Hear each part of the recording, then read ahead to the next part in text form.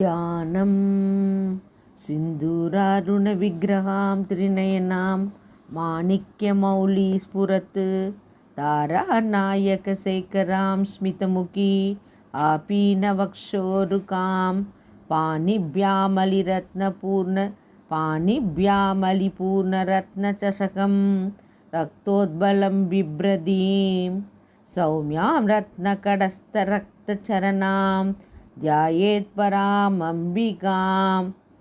இந்த தியான ஸ்லோகத்தின் பொருள் என்ன என்றால், சிந்தூரம் போல சிவந்த வடிவானவள் அம்பிகை, திரிநயனாம் 3 கண்களை உடையவள், மாணிக்க மௌலீஸ்புரத்து மாணிக்க கற்கள் பதிக்கப்பட்ட கிரீடத்தில் பிரகாசிக்கும் சந்திரனை ஆபரணமாக அணிந்தவளும், புன்னகையோடு கூடிய முகத்தோடு விளங்குபவளும், பருத்த ஸ்தனங்களோடு குழந்தைகளுக்கு அமுது ஊட்டக்கூடிய தனபாரங்களை உடையவளும் ஆகிய அம்பிகை கையில் வண்டு மொய்க்கக்கூடிய தேன் நிறைந்த இரத்தன கோப்பையும் செங்குவளை பூ, அதாவது செந்தாமரை பூவை அம்பாள் தன் 2 கைகளில் வைத்திருக்கிறாராம். இரத்தினத்தால் ஆன கலசத்தில் வைக்கப்பட்ட சிவந்த திருவடியை அம்பாள் உடையவளும், கடஸ்த இரத்தினங்கள் பதிக்கப்பட்ட பானையின் மீது அம்பாளோட கால் செக்கச்செவேங்கிற பாதம் பட்டு இருக்கிறதாம். பார்ப்பதற்கு இனிமையான தோற்றமுடையவளுமான பரா எனப்படும் அம்பிகையை நான் தியானிக்கிறேன்.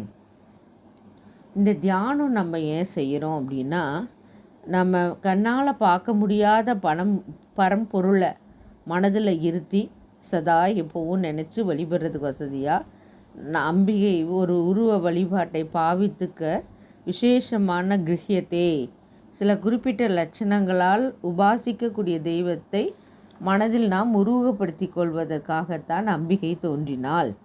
சிந்தூராம் அப்படிங்கிற ஒரு சொல்லுக்கு என்ன பொருள் என்றால், பெண்கள் முன்னுச்சி வகிடு எல்லாமே தரித்து கொள்ளக்கூடிய சிவப்பு குங்குமம், அதற்கு தான் சிந்தூராம் அப்படின்னு பேர். அது அருணமான சிவந்த நிறமாக குறிப்பிடப்பட்டிருக்கிறது.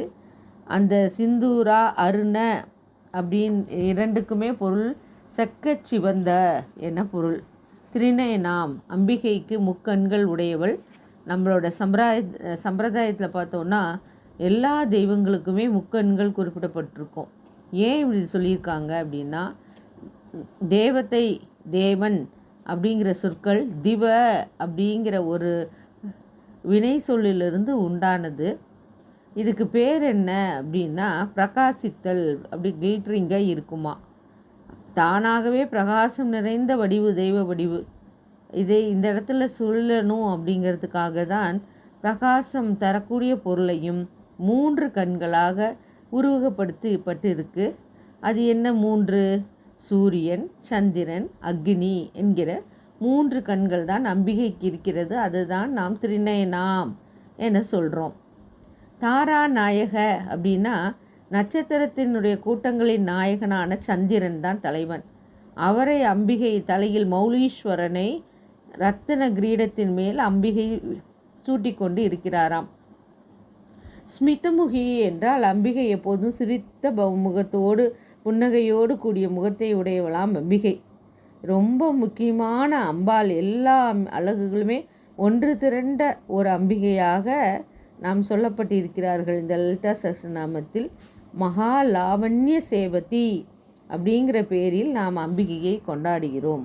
அப்போ அழகு வடிவு என்பதற்கான பொருள்தான் இந்த ஸ்மிதமுகி, சிரித்த முகத்தோடு அம்பாள் முகத்திற்கு மேலும் மேலும் அழகான புன்னகையை மிளிர்கிறாளாம்.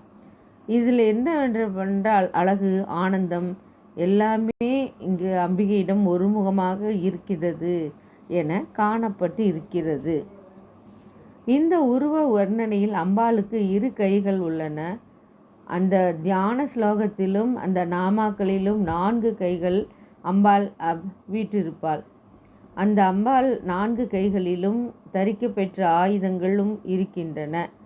எப்படி பகவத்கீதையில் கண்ணன் அர்ஜுனனுக்கு விஸ்வரூப தரிசனம் தந்தபோது அதை கண்டு பயந்து நெருங்கிய அர்ஜுனன் கிருஷ்ணனை விஸ்வரூபத்தை மறைத்து கொள்ளுமாறு வேண்டுகிறானோ, அதை போலத்தான் பகவான் முதலில் 4 கண்களுடன் அம்பிகை காட்சியளிக்கிறாள்.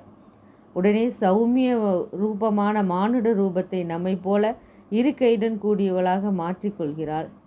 இந்த விஸ்வரூபத்தை கண்டு நடுங்கிய அர்ஜுனன் கூட 4 கைகளோடு கூடிய வடிவையை கண்டு மறுபடியும் சௌமியமான மானிட வடிவோடு காட்சியளிக்கும்படி கேட்கிறார்.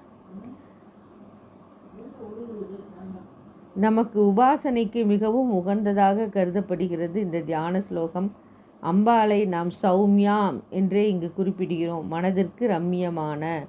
ஒரு முறை பார்த்தால் மீண்டும் மீண்டும் பார்க்க தூண்டக்கூடிய வடிவு கொண்டவள் அம்பிகை. அலி என்றால் தேன், வண்டு அல்லது மதுபானம். அம்பாள் கையில் உள்ள இரத்தன கோப்பையில் தேன் நிரம்பி இருப்பதால் வண்டுகளும் அதில் மொய்க்கின்றன. சில வகை இரகசிய வழிபாடுகளில் மது உபயோகப்படுத்துவதும் உண்டு. அது செய்யத்தகாத வழிமுறை. எனவே தேன் என்றும் வண்டு என்றும் அம்பிகையினுடைய கைகளில் அந்த தங்க கோப்பைகளில் தேன் நிரம்பி இருப்பதை வண்டுகள் மொய்க்கின்றனவாம். ஆம்பல் அல்லது தாமரையை அம்பாள் மற்றொரு கையில் வைத்து கொண்டிருக்கிறார். ரத்னகடம் அப்படின்னால் நவநிதிகள் அடங்கிய ரத்தினத்தால் ஆன ஒரு குடத்தின் மேல் தன் திருவடியை அம்பாள் வைத்திருக்கிறாள். ரத்னச்சரணாம். தேவியினுடைய பாத கமலங்கள் சிவப்பு நிறமாக உள்ளன. எப்படி செம்பஞ்சு, குழம்பு, மருதாணி முதலியவை பெண்கள் அணிந்திருப்பார்களோ அதுபோல அம்பிகையினுடைய கால் பாதங்கள் காண கிடைக்கின்றன. பராமம்பிகாம். பறை என்ற சொல்லிற்கு எல்லாவற்றுக்கும் மேல் உயர்ந்ததான, இதைவிட உயர்ந்தது வேறு எதுவுமே இல்லை என்று அம்பிகைக்கு ஒரு பொருளும் உண்டு.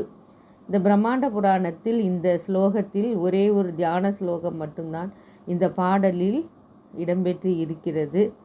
எனினும் நாம் 3 ஸ்லோகங்களை சேர்த்தே தான் இங்கு படிக்கிறோம். இந்த ஸ்லோகத்தில் மட்டும் சிகப்பு வர்ணத்தை 6 இடங்களில் குறிப்பிட்டு கூறியிருக்கிறார் பாஸ்கராச்சாரியா. சிந்தூரா ருண விக்கிரகாம், மாணிக்ய மௌலி, ரத்ன சசகம், ரக்தோத்பலம், ரத்னகடஸ்த ரக்தச்சரணாம். அம்பிகை விஷயத்தில் எல்லாமே சிவப்பு வண்ணமாகத்தான் காணப்படும். இனி எஞ்சிய 3 தியான ஸ்லோகங்களும் ஒவ்வொன்றாக இருக்கும். அருணாம் கருணாதரங்கிதாக்ஷீம் ருதபாசாங்குச புஷ்பபானச்சாபாம் அனிமாதிபிராவிருதை மயூகைகி அகமித்யேவ பிபாபையே பவானி. இந்த பாடலில் அம்பாள் சிவந்த நிறமுள்ளவளும் கருணையே அலையாக பாயும் கண்கள் உடையவள், பாசம், அங்குசம், ஆகிய அம்பையும் வில்லையும் ஏந்தியவளும், அனிமா முதலிய சக்திகளால் சூழப்பட்டு விளங்கும் பவானியை நான் மனதார தியானிக்கிறேன். தியாயேத் பத்மாசனஸ்தாம் விகசிதவதனாம் பத்மபத்ராய தாக்ஷீம் ஹேமாம்பாம் பீதவஸ்திராம் கரகலித லசஹேம் பத்மாம் வராங்கீம் சர்வலங்காரயுக்தாம் சததமபயதாம் பக்த நம்ராம் பவானீம் ஸ்ரீ வித்யாம் சாந்தமூர்த்திம் சகல சுரனுதாம் சம்பத் பிரதாதரீம். தாமரை ஆகிய ஆசனத்தில் வீற்றிருக்கக்கூடியவளும், மலர்ந்த முகத்தோடு விளங்குபவளும், தாமரை இதழ் போன்ற நீண்ட கண்களை உடைய தங்க நிறத்தவளும், மஞ்சள் பட்டு உடுத்தியிருக்கக்கூடியவளும், தங்க தாமரையை கையில் ஏந்தியவளும், அழகிய வடிவானவள் அம்பிகை.